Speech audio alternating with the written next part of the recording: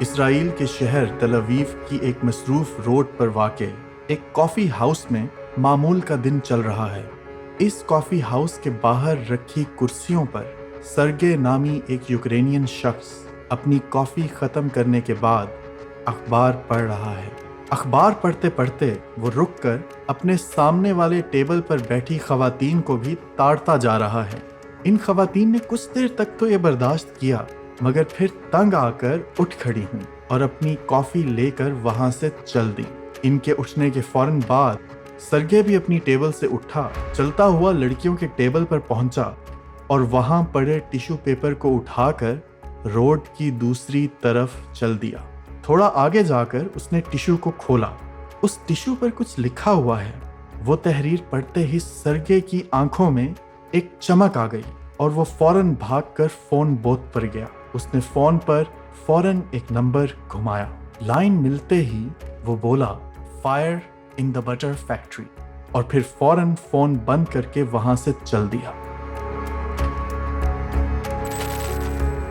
پاکستان کے nuclear bomb کی کہانی میں میں نخیل سلیم آپ کو خوش آمدید کہتا ہوں۔ پچھلی قسط میں ہم نے دیکھا کہ پاکستان میں فوج اور حکومت کے آپس میں تعلقات خراب ہوتے جا رہے تھے۔ اس کہانی کو وہیں سے بڑھاتے ہوئے آج کی 26ویں قسط میں ہم سال 1990 کے واقعات کا جائزہ لیں گے۔ پاکستان کے نیوکلیر بام کو ابھی بھی اپنے دشمنوں سے کافی خطرہ تھا اور پاکستان طرح طرح سے اس کو بچانے کی کوشش کر رہا تھا۔ ساتھ ہی سیاسی حالات بھی کلابازی کھاتے جا رہے تھے۔ پاکستان کے نیوکلیر پروگرام کے لیے پیسوں کی بھی ضرورت تھی اور اس کے لیے مغربی مصنفین کے مطابق مبینہ طور پر کچھ غلط قدم بھی اٹھائے گئے۔ کیا واقعی میں ایسا ہوا جیسا مغربی آتھرز کہتے ہیں؟ کیا یہ سب غلط تھا یا صحیح؟ اس سب کا اندازہ آپ آج کی قسط کے بعد خود لگا سکیں گے۔ پہلے بات کرتے ہیں جنوبی ایشیا کے حالات کی۔ 1990 کی شروعات میں ISI کو اسرائیل میں تعینات ایک ایجنٹ سے ایک خبر ملی۔ جنرل بیگ بتاتے ہیں کہ وہ خبر یہ تھی کہ انڈیا اور اسرائیل دونوں مل کر پھر سے کہوٹا پر حملہ کرنے کی تیاری کر رہے ہیں۔ And did everything it could to interdict that program, fearing the instability of Pakistan, fearing a nuclear arms race between Pakistan and India. And in fact, at one point, the CIA and the Pentagon looked at sending over a team to destroy the program in a covert operation that was discussed at a meeting with General Brent Scowcroft. کچھ لوگ تو یہ بھی کہتے ہیں کہ CIA بھی اس میں انوالو تھی۔ We had to make a decision. Do we stop this activity or do we watch it longer in the hope of understanding it better so that when we moved against it, we could take it out by the roots? And it was clearly the preference in Washington to watch it, track it better, and when we understand it better and feel we can eradicate it more completely, to take action only then. اس عملے کے خدشے میں 20 جنوری 1990 کو پاکستان میں ایک اعلیٰ سطح کی meeting ہوئی اور اس میٹنگ میں ڈیسائیڈ کیا گیا کہ فارن منسٹر صاحبزادہ یعقوب خان انڈیا سے رابطہ کریں گے اور کسی بھی حملے کے جواب میں پاکستان کی طرف سے نیوکلیئر اٹیک کی دھمکی دیں گے۔ یعقوب خان اپنے بیان میں بتاتے ہیں کہ وہ 21 جنوری سے 23 جنوری تک انڈیا گئے اور وہاں آئے کے گجرال سے ملاقات کی، مگر اس ملاقات کا کوئی زیادہ فائدہ نہیں ہوا۔ اس حملے کو سوچتے ہوئے بے نظیر نے بھی آرمی اور ایئر فورس کو تیار رہنے کا حکم دے دیا۔ F-16 کا ایک اسکواڈرن ہتھیاروں سے لیس کر کے موری پور تعینات کر دیا گیا۔ Well, there would be a difference. There would be a big difference. That is to say that both countries today have very strong military machines. They could and they would inflict dreadful pain on each other. The homes and lives of the people in the two countries would be destroyed. The economies would be demolished.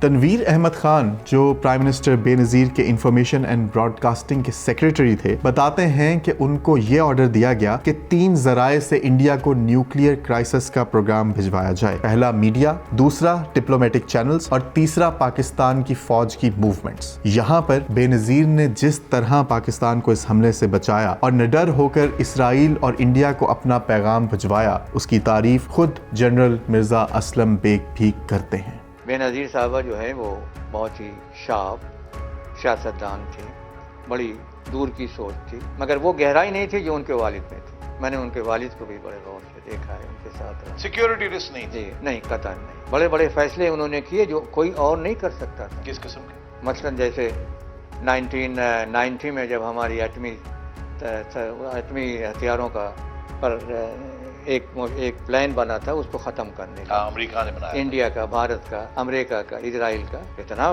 زبردست فیصلہ کیا کہ ہمیں حکم دیا کہ تیار ہو جاؤ. ایئر فورس کا ایک اسکواڈرن پہنچ گیا ماری پور ایٹمی ہتھیار سے لیس کہ اگر کوئی ایسا خطرہ ہوتا ہے تو ہم ٹرامبے، ٹرنچامالی، جو بھی ان کے وہاں پہ وہ ہیں تنصیبات ہیں، اس کو تباہ. اپنی اس کہانی کی طرف واپس آئیں تو جیسا کہ میں نے پچھلی قسط میں آپ کو بتایا تھا کہ جنرل بیگ نے عبدالقدیر خان کو زیادہ سے زیادہ یورینیم بنانے کا آرڈر دے دیا تھا. اس وجہ سے کہوٹہ میں ایک دم کام بڑھ گیا تھا. CIA کو کہوٹہ میں کام تیز ہونے کی خبر مل گئی اور اس وجہ سے امریکی سفیر رابرٹ اوکلے بہت پریشان تھے. ان کے کہنے پر امریکی سیٹلائٹس کا منہ کہوٹہ کی طرف کر دیا گیا. یہ سیٹلائٹس ہر گھنٹے کہوٹہ کی تصاویر لیتی تھیں تاکہ پتہ چل سکے کہ وہاں کیا کیا ہو رہا ہے. کہوٹہ کے علاوہ ان سیٹلائٹس نے یہ بھی دیکھا کہ پاکستان اور انڈیا کے بارڈر پر دونوں ممالک کی فوجیں آہستہ آہستہ جمع ہونا شروع ہو گئی ہیں. حالات کی نزاکت کو بھانپتے ہوئے امریکہ نے فوراً اپنے national security adviser Robert Gates کو پاکستان بھیجا جو پریزیڈنٹ اسحاق خان اور جنرل بیگ سے ملے اور جنگ شروع کرنے سے منع کیا. رابرٹ گیٹس اور اوکلے کو ان دونوں ملاقات کے بعد یہی لگا کہ اب جنرل بیگ بارڈر سے فوج کو ہٹا لیں گے اور کہوٹہ میں بھی سرگرمیاں کم ہو جائیں گی، لیکن ایسا نہیں ہوا. خیر افسوس کی بات یہ ہے کہ جس وقت یہ میٹنگز ہوئیں اس وقت پاکستان کی پرائم منسٹر بے نظیر بھٹو پاکستان سے باہر تھیں اور انہیں پاکستان واپس آنے کے بعد ہی ان ملاقاتوں کے بارے میں پتہ چلا. خیر ان میٹنگز کے بارے میں پتہ چلنے کے بعد بے نظیر نے بھی جنرل بیگ کو کہوٹہ میں سینٹریفیوجز فوراً بند کرنے کا آرڈر دے دیا. لیکن اس سے پہلے کہ وہ کچھ اور کرتیں پاکستان میں ان کی فوج اور ان کے صدر ان سے کافی خائف ہو چکے تھے. یہ میں نے نہیں سوچا، یعنی قطعاً میرا کوئی اس میں رول نہیں تھا.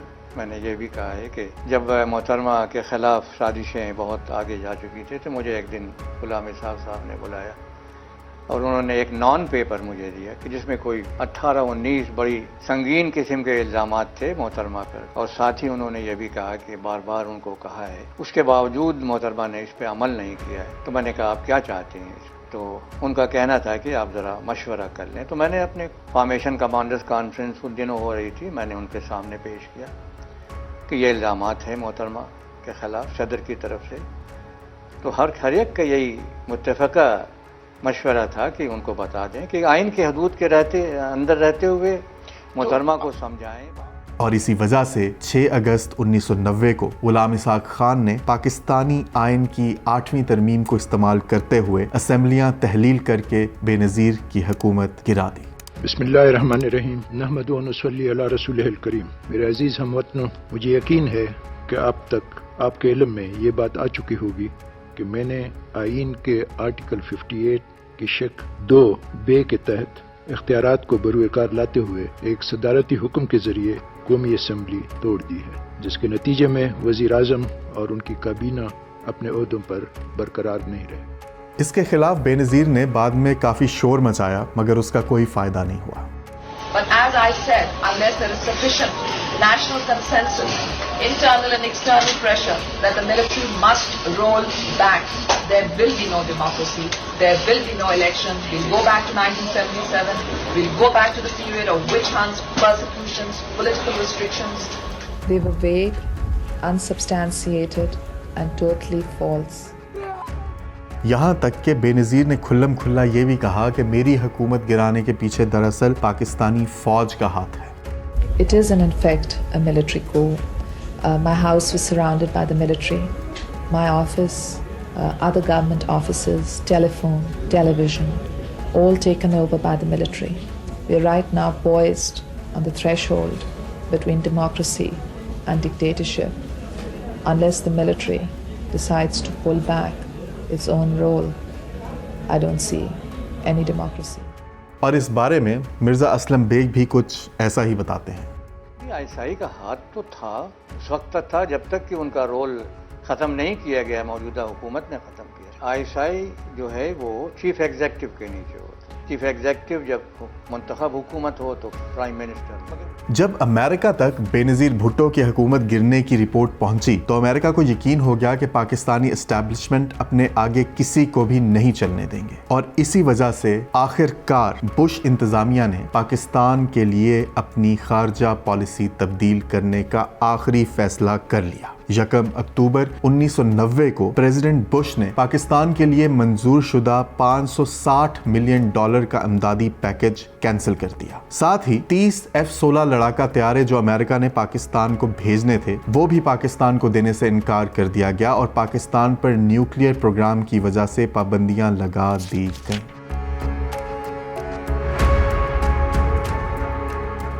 हमारी स्टैब्लिशमेंट ने फौरन साहबजादा याकूब खान को अमेरिका भेजा। याकूब खान के हाथ ये पैगाम भिजवाया गया कि अगर पाकिस्तान की इमदाद वापस बहाल कर दी जाए तो पाकिस्तान कहूटा में चलती मशीनें बंद कर देगा। लेकिन अमेरिका ने जवाब में यही कहा कि हमें अब पाकिस्तान के वादों का यकीन नहीं रहा। यहाँ पाकिस्तान में भी जनरल असलम बेग अच्छी तरह जानते थे कि अमेरिका का इस खित्ते में पाकिस्तान को इस्तेमाल करने का मकसद अब पूरा हो गया है और अब पाकिस्तान को खुद से ही कुछ करना होगा। We never had a very meaningful relationship with United States. The relationship was always a suspect because their influence and involvement in the affairs of Pakistan had become unbearable. And that is how we had looked at the relationship between the two countries. And that's why you found that when it suited them, they drifted away, whether it was 1962 or 1965. And they came close to us when it suited them, like 79 when the Russians were in Afghanistan. And again abandoned us when the Russians had left Afghanistan. So there was no sincerity in their relation with Pakistan. We knew it. And that's the kind of respect we gave to that relationship. And therefore, our relations had never been able to tell Pakistan how we should proceed to safeguard our national security interest, whether it was in the development of our conventional armed forces, our nuclear capability. When India scored a point over us in 1974, and although Americans had been telling us time and again not to do it, we knew where our interests are served. And Pakistan continued to work on it, and we were seeing that while we were so heavily engaged with the Americans in Afghanistan 1989, we had reached that point in time where the objectives of our nuclear program were served. So to have a relationship or to maintain a relationship with the United States and then to be guided as to how we should provide safeguards to national security are two different things. We are not dictated by them. We are dictated by the demands of our own national security interest, and that's how we have always conducted ourselves in the past and now. इस series और तारीखी हक़ाइक़ को support करने के लिए like का button ज़रूर press कर दीजिए। आपकी सपोर्ट का बहुत शुक्रिया।